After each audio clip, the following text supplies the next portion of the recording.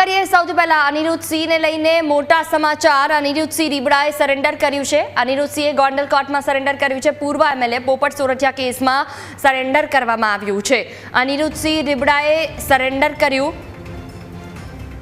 મહત્વનું છે કે સુપ્રીમ કોર્ટ દ્વારા ગઈકાલે રાત્રે તેમને વધુ 7 દિવસની મોહલત આપવામાં આવી હતી, જો કે રાતોરાત તે હટાવવામાં આવી અને આજે તેમને સરેન્ડર કરવા માટે કહેવામાં આવ્યું છે। વધુ માહિતી સાથે સંવાદદાતા ઋષિ અમારી સાથે જોડાયેલા છે। જી ઋષિ, ગઈકાલ રાત સુધી સુપ્રીમ કોર્ટનો ઓર્ડર હતો કે તેમને 7 દિવસની વધુ મોહલત આપવામાં આવે છે, જો કે હાઈકોર્ટે પહેલા 4 દિવસની આપી હતી।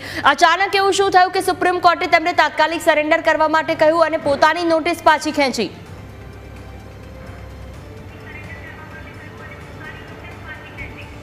સુપ્રીમ કોર્ટે ગઈકાલે જ ઓર્ડર કર્યો હતો કે જે સરેન્ડર કરવાની તારીખ એટલે કે 18 તારીખ હતી, તેમાં 7 દિવસની તેને રાહત આપવામાં આવી હતી। એટલે કે અનિરુદ્ધસિંહ જાડેજા મામલે ગઈકાલે રાત્રે જ આ ઓર્ડર આવ્યો હતો અને આજે સવારે ફરીથી 10:30 વાગ્યા સુપ્રીમ કોર્ટનો જે એ પ્રકારનો આદેશ આવ્યો છે કે જે 7 દિવસ સરેન્ડર કરવામાં જે રાહત આપવામાં આવી હતી તે કેન્સલ કરીને આજે રાત્રે 8 વાગ્યા સુધીમાં અનિરુદ્ધસિંહ જાડેજાને હાજર થવું।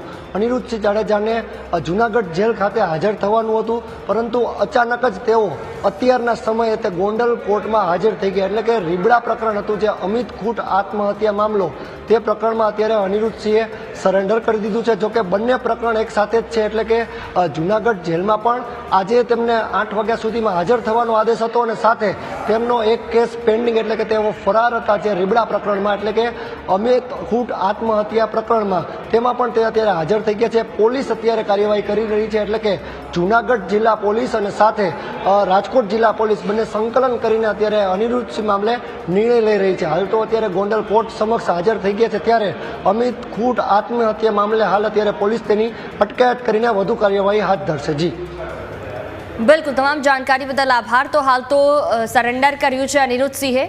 ગઈકાલે જે રીતે વાત કરવામાં આવી હતી કે સુપ્રીમ કોર્ટે તેમને 7 દિવસની મોહલત આપી, જો કે આજે તાત્કાલિક ધોરણ પર તેમને સરેન્ડર કરવા